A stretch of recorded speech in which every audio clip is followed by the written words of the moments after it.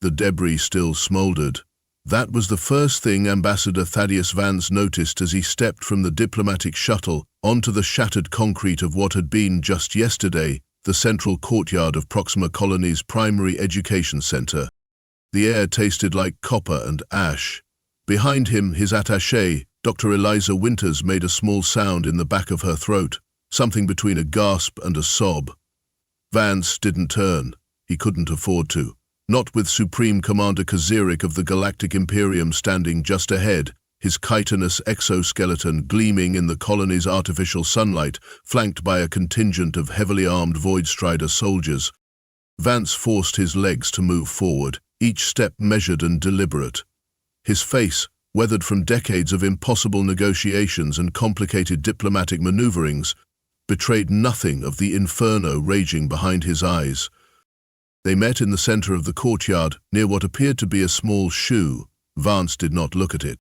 Ambassador, Kazirik's translator module rendered his clicking speech into flat, emotionless standard. We regret that your inspection had to occur before proper cleaning protocols could be implemented. Vance's voice was soft, almost gentle.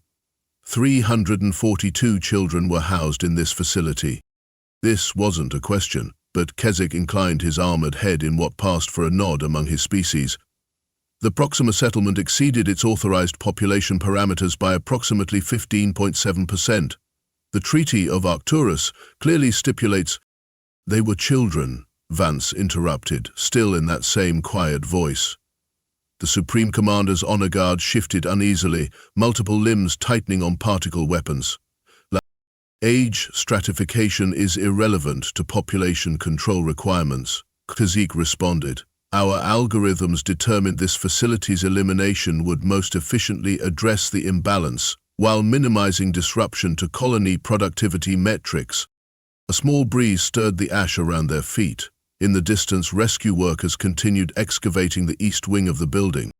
I see, Vance said, and something in his tone made Kazrek's antennae twitch. The Imperium made a calculation. Precisely. I am pleased you understand. Ambassador Vance finally looked up, meeting the compound eyes of the Supreme Commander. His smile never reached his eyes. Oh, I understand completely. The Imperium has made a calculation. He paused, straightening the cuffs of his immaculate diplomatic uniform. Unfortunately, so will humanity. Later, in private communications to the Imperial Consensus, Kaizezi would report that something in the human ambassador's expression had triggered a primordial threat response in his cerebral ganglia, something his species hadn't evolved to fear on their barren homeworld, but somehow recognized nonetheless. By then, of course, it was already far too late. When humanity had stumbled onto the galactic stage some 30 standard cycles ago, the Galactic Imperium had collectively chittered in amusement. The bipedal mammals seemed almost designed for subjugation. No natural armor, minimal strength compared to the dominant Craxian species, physiologically inefficient and technologically primitive. The standard assimilation protocols were implemented. Humanity was classified as a Class C species, suitable for restricted colonial development under direct imperial oversight.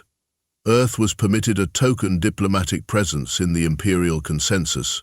Humanity's nascent solar system exploration efforts were supplanted with Imperium assistance technology, carefully restricted, of course, and population controls were established for all off-world settlements. The humans had seemed pathetically grateful for these mercies. Ambassador Vance and his diplomatic corps had been unfailingly polite, even deferential. They had signed the required treaties, accepted the designated colonial limitations, and integrated themselves into the lower echelons of galactic society with remarkable speed. They're like those domesticated quadrupeds they keep as companions, High Chancellor Vrax had once observed to the Consensus, eager to please, easily directed, and amusing in their efforts to appear more sophisticated than they are. No one had seemed more devoted to peaceful coexistence than Ambassador Vance himself. In his 15 cycles representing Earth to the Consensus, he had become something of a curiosity among the higher species. The human who understood his place in the order of things, who never pushed beyond the boundaries set for his kind, who accepted the Imperium's dominance with good grace, which was why the emergency session of the Earth Council of Nations was so unusual, especially since Ambassador Vance had requested complete communication blackout. No quantum relays, no subspace transmissions, nothing that the Imperium's extensive monitoring systems could detect. The ancient United Nations chamber in New York, preserved as a historical site long after the formation of the unified Earth government, had been chosen for its symbolic value and its confirmed lack of alien surveillance technology. Representatives from every nation had gathered within hours of Vance's return from Proxima Colony. They murdered children, Vance said without preamble, standing before the semicircle of humanity's most powerful leaders. 342 children to correct a population imbalance of their own arbitrary making. The chamber remained silent as Vance methodically presented the evidence. The images, the casualty reports, the cold explanation from Supreme Commander Kazuric. Ambassador, President Okonkwo of the African Union finally said, "What exactly are you proposing? The Imperium controls over 15,000 star systems. Their technological advantage is largely illusory," Vance interrupted, his composure never wavering. "Madam President, honored representatives, for 30 years we have played a role. We have presented ourselves as the Imperium expected. A simple, grateful, somewhat primitive species, happy to receive the scraps from the galactic table." He tapped a control, and the chamber's central holographic display activated, showing the complete Imperium military deployment throughout the galaxy. "This information should not exist," General Hiroshi Takeda of the Pan-Asian Coalition said slowly, staring at the classified Imperium data. "No, it shouldn't," Vance agreed. "Just as our quantum entanglement communication network shouldn't exist, just as our weapons development programs shouldn't exist, just as the true size and capability of our fleet shouldn't exist." With each sentence, new holographic displays appeared, showing technology and military assets far beyond what the Imperium believed humanity possessed. The room was utterly silent now. "For 30 years, Vance continued, we have hidden our strength. We have played the role of the grateful primitive. We have allowed the Imperium to believe they had successfully subjugated us, because we understood that open resistance, before we were ready, would have resulted in our annihilation." His voice hardened, but we also made a promise to ourselves. We established a line that could never be crossed without consequence. He paused, letting his gaze sweep across the assembled leaders.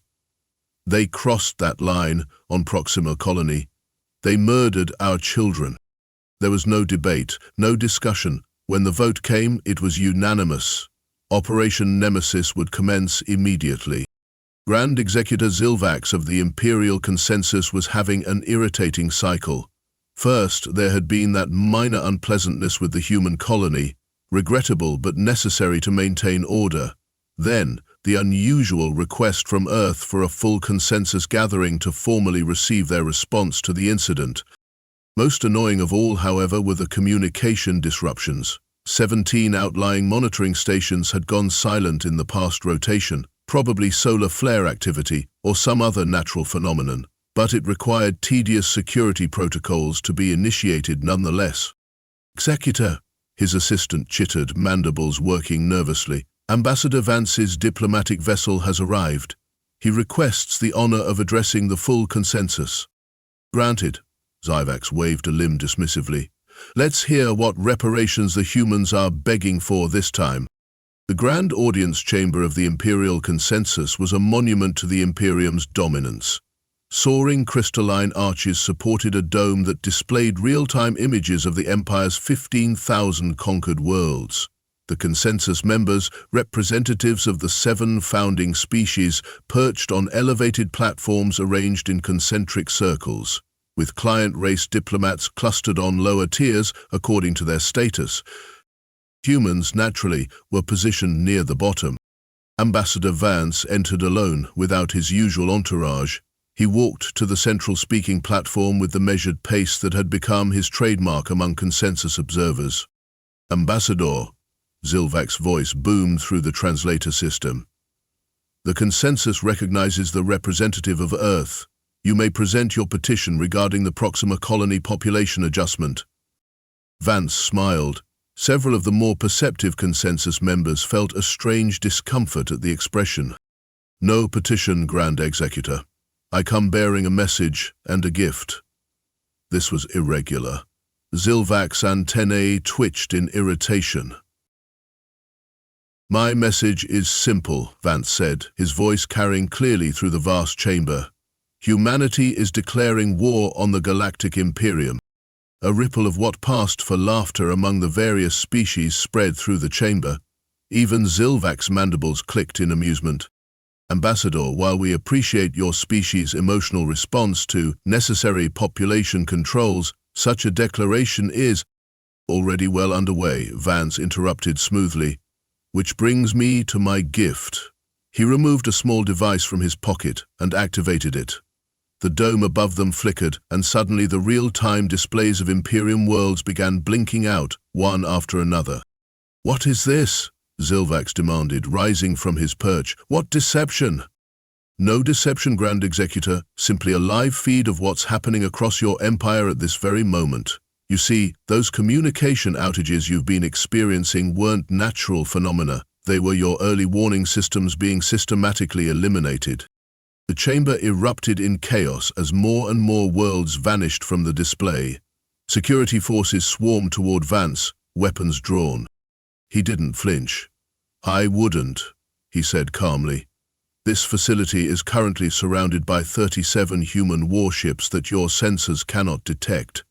This entire system is at present under our control. Impossible, Zilvax chittered in rage. Your species possesses no such technology, no such fleet. No, Vance agreed pleasantly. The species you thought we were does not. The holographic display above changed again, now showing a detailed anatomical comparison between human beings and various Imperium species. But these weren't the carefully curated medical scans the Imperium had been allowed to record. These showed the full truth of human physiology. The redundant organs, the remarkable regenerative capabilities, the neurological pain suppression systems, the sheer evolutionary tenacity of a species forged in one of the galaxy's most competitive and dangerous biospheres. You know, Vance continued conversationally, as if he weren't announcing the downfall of a 15,000-year-old empire, your predecessors made a fundamental error when they first encountered us. They measured our muscles and counted our teeth and observed our lack of natural armor, and they concluded we were weak. Around the chamber, security alerts were blaring as reports flooded in from across the Empire.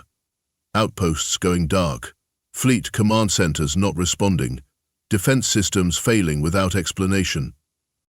They never thought to ask why a species without claws or armor or venomous secretions had become the apex predator of its world, Vance said, his voice hardening. They never wondered what other adaptations might have evolved instead. They never questioned why every other large predator on our planet had gone extinct or been domesticated under our dominion. The chamber had gone very quiet now, the various species frozen in a combination of shock and dawning horror. We tried to warn you, Vance said almost gently. We tried to show you what humans do to those who harm our young. Our literature, our history, our art, all filled with the consequences of such actions. But you didn't bother to study us beyond our physical specifications, did you? You never read our stories, you never learned our nature. Grand Executor Zilvax had regained some of his composure. You cannot possibly hope to hold what you've taken, he said. Even if you've somehow managed to temporarily disable some of our systems, the full might of the Imperium will no longer exists, Vance interrupted. While we've been having this pleasant conversation, 73% of your military command structure has been eliminated. Your communication networks have been severed. Your defense grids have been reprogrammed to target your own vessels. The 7 founding worlds of the Imperium are currently surrounded by human fleets. This isn't the beginning of a war, Grand Executor. It's the end of one. He looked around the chamber. meeting the compound eyes and visual senses of species that had, until this moment, considered themselves the natural masters of the galaxy. 342 children, he said softly. Remember that number, it's what your empire died for. In the cycles that followed what historians would later call the 7-Hour War, the former Galactic Imperium learned several important truths about humanity. They learned that humans had never revealed their true technological capabilities, maintaining the fiction of backwardness while quietly advancing far beyond Imperium science in several critical fields. They learned that humans had spent their 30 years of apparent submission building an extensive intelligence network throughout Imperium space, identifying every weakness, every vulnerability, every critical system that could be compromised. They learned that human warfare was nothing like the ritualized, predictable conflicts of the established galactic powers. Humans didn't announce their attacks. They didn't target military assets before civilian ones. They didn't follow any of the unspoken rules that had governed interspecies conflict for 15 millennia.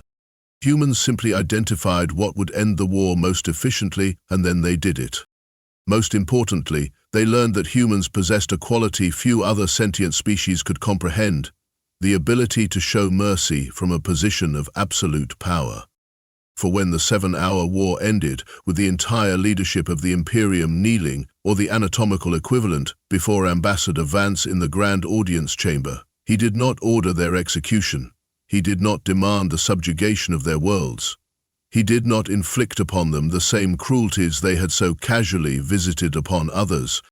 Instead, he established the Galactic Covenant, a new interstellar governing body where all sentient species would have equal representation, where colonial expansion would be managed through negotiation rather than decree, and where certain fundamental rights would be guaranteed to all thinking beings, regardless of biology or origin.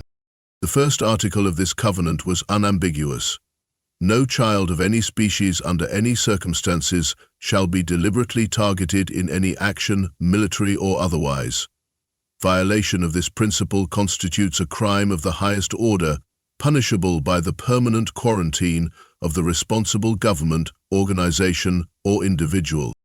Where the Imperium had ruled through fear and hierarchy, humanity offered partnership and protection, with one unmistakable caveat: cross the line they had drawn and face extinction. One standard cycle after the fall of the Imperium, the new Galactic Council headquarters was completed on the reconstructed grounds of Proxima Colony's primary education center. At its heart stood a simple monument, 342 small handprints cast in imperishable platinum, surrounding the words that had become the unofficial motto of the new Galactic Order. Never again, we are watching. Ambassador Vance, now serving as Earth's representative to the council he had created, often spent quiet moments beside this monument. Visitors sometimes found him there, his weathered hand resting gently on the platinum handprints, his eyes focused on something distant. Was it worth it?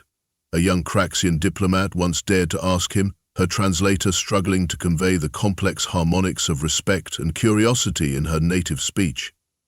The deception, the planning, the lives lost when you could have revealed yourself sooner and perhaps prevented— No, Vance interrupted gently. That question torments me daily. Could we have acted sooner? Should we have? I don't know. He turned to face her, his expression softening. But I do know this. The galaxy has learned an important lesson about humanity, one that will serve everyone well in the ages to come. What lesson is that, Ambassador? The young diplomat asked. Vance smiled, and for once it reached his eyes. That humans will cross the entire universe to offer a hand in friendship, but harm our children. And there's not a force in existence that will save you from our wrath. As if to punctuate his statement, a flight of Earth's newly revealed advanced fighters streaked overhead, their impossible maneuvers a casual reminder of capabilities still not fully understood by the former Imperium species. The Craxian diplomat's translator had no words for the feeling that rippled through her exoskeleton. Something between terror and profound gratitude that these strange, terrifying, merciful beings had decided to rebuild rather than simply rule. In the centuries that followed, many species would join the galactic community. Some came as conquerors, others as explorers. All were given the same simple briefing upon first contact. Welcome to Covenant space. We have only one non-negotiable rule. The children of all species are sacred. Remember proximity. None ever needed to ask what happened to those who forgot. Admiral Oriana Zhao had never planned to go down in history as the architect of the most decisive military campaign in human history. She had simply been doing her job, preparing for a conflict she hoped would never come. When she'd been appointed as the secret head of Earth's True Defense Forces 22 cycles earlier, the position had been largely theoretical. Humanity's hidden fleet consisted of 17 prototype vessels with unproven stealth technology and theoretical weapons systems adapted from classified research. Her command center had been a repurposed mining facility beneath the lunar surface, staffed by a few hundred officers sworn to absolute secrecy. Now, as she stood on the observation deck of the EFS Nemesis, Earth's first true dreadnought-class warship, she commanded over 3,000 vessels that had remained completely unknown to one of the galaxy's most sophisticated surveillance networks. Thinking about the old days, a familiar voice asked from behind her. Zhao turned to see Ambassador Vance, looking far older than when they'd first met as young officers in Earth's nascent space program. Before the Imperium, before humanity had learned to hide its teeth behind diplomatic smiles. Remembering when our entire operation could fit in a single crater, she replied with a thin smile. Now look at us, restructuring an entire galactic civilization. Through the vast viewport, they could see the newly established shipyards around Jupiter's moons, where the combined knowledge of 17 formerly subjugated species was being incorporated into vessels that would patrol the boundaries of what was now being called Covenant space. Do you ever wonder if we should have revealed ourselves sooner? Vance asked, echoing the young Craxian diplomat's question. Before Proxima? Zhao considered her answer carefully. No, she finally said. We revealed ourselves at exactly the right moment when we could win decisively and completely. Any earlier and we would have faced a prolonged conflict with incalculable casualties. She paused. Though I understand why that answer doesn't bring much comfort. 342 children, Vance murmured, the number that had become his personal mantra. Who will be the last to die because of the Imperium's arrogance? Zhao said firmly. The xenopsychologists were right, Thaddeus. The Craxian evolutionary path simply never developed the same protective instinct toward offspring that mammals evolved. They genuinely couldn't comprehend why targeting a school was anything but efficient population management. Understanding the why doesn't excuse the what, Vance replied, but without heat. They'd had this discussion many times in the cycle since the 7-hour war. Of course not. But it informed our response. Zhao gestured toward a holographic display showing the ongoing reformation of former Imperium worlds. We didn't eradicate them, we educated them, and we backed that education with overwhelming force. Vance's lips quirked in a slight smile. The velvet glove on the iron fist. The most human approach possible, Zhao agreed. Now come, see what the Combined Sciences Division has been working on. The Florians provided access to their photosynthetic technology.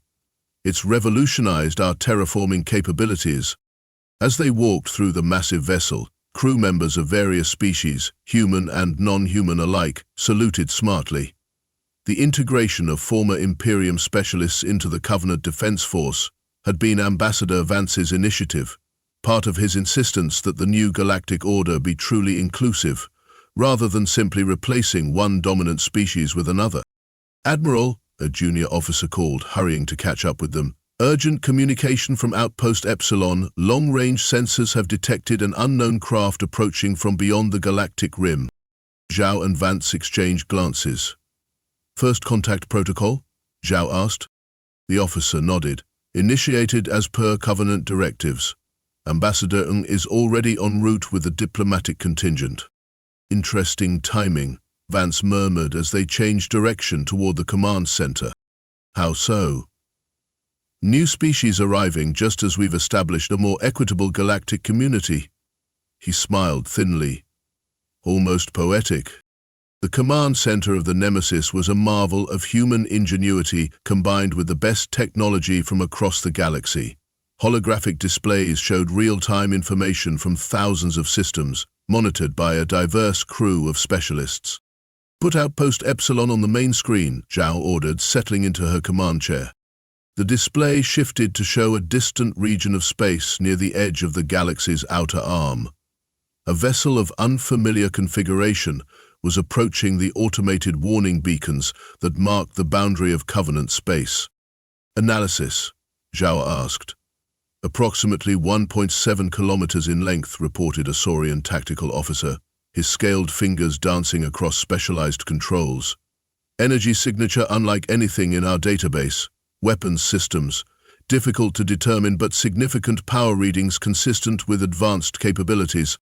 First contact package has been transmitted as per protocol," added a human communications specialist. "No response yet." Vance studied the image with narrowed eyes. "Interesting design philosophy. No obvious weapons emplacements, but those could be housed internally.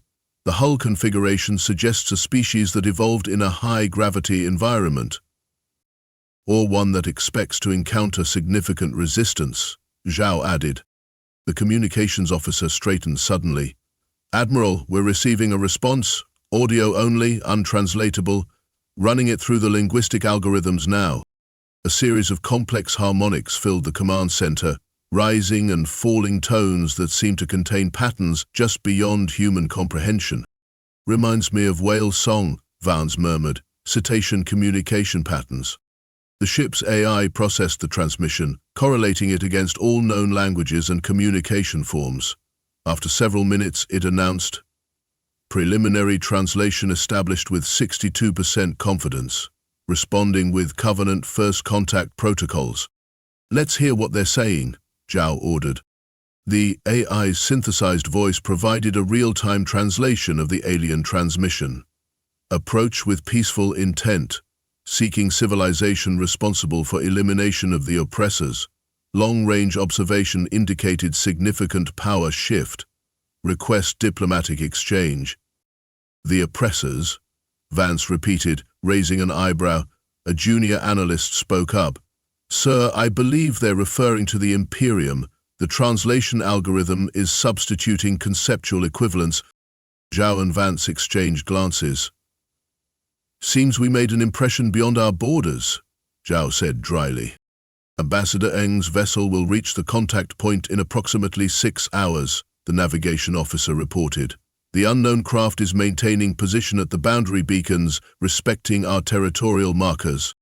"A good sign," Vance noted. "Respect for boundaries indicates a socially developed species with concept of territory and sovereignty.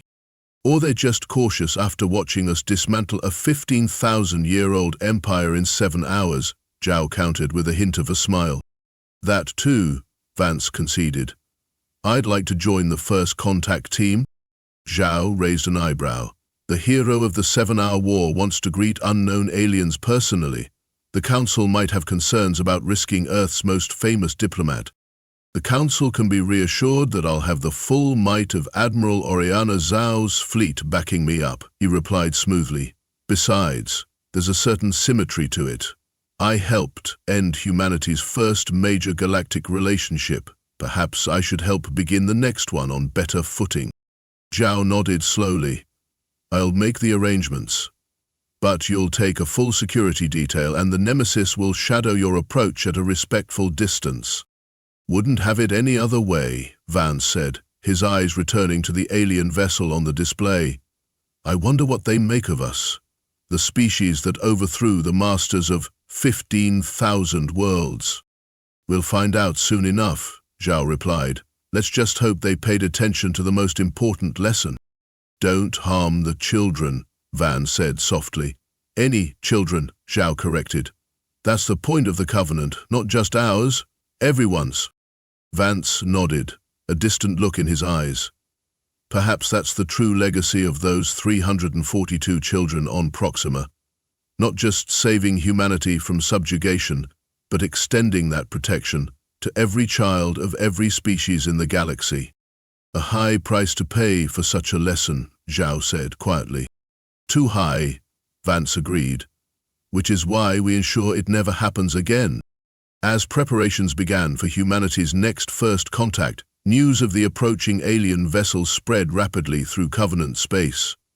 But unlike the fear and uncertainty that might once have accompanied such an announcement, the response across formerly Imperium-controlled worlds was one of cautious optimism, because now they knew they were protected by a species that had hidden its strength for 30 years, waiting for the right moment to act. A species that had dismantled the most powerful empire the galaxy had ever known in less time than it took to prepare a formal banquet. A species that could have enslaved them all, but instead offered partnership.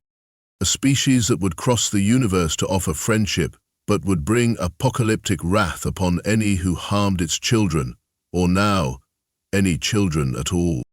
As Ambassador Vance prepared to depart for this historic meeting, he found himself thinking again of that small shoe in the courtyard of Proxima Colony's school. He had gone back after the war and found it among the debris. It now sat in a simple display case in his private quarters, a reminder of the price of patience and the cost of action. The human capacity for both mercy and retribution remained an enigma to many non-human species, but all had learned the most important lesson: that capacity was not to be tested. And as humanity prepared to welcome, or if necessary, confront, whatever new civilization approached from beyond the galactic rim, that lesson would serve as both promise and warning to all who encountered the former Imperial subjects who now stood as the galaxy's guardians. Vance took one last look at the small shoe before boarding his shuttle. "Never again," he whispered to the empty room. "We are watching."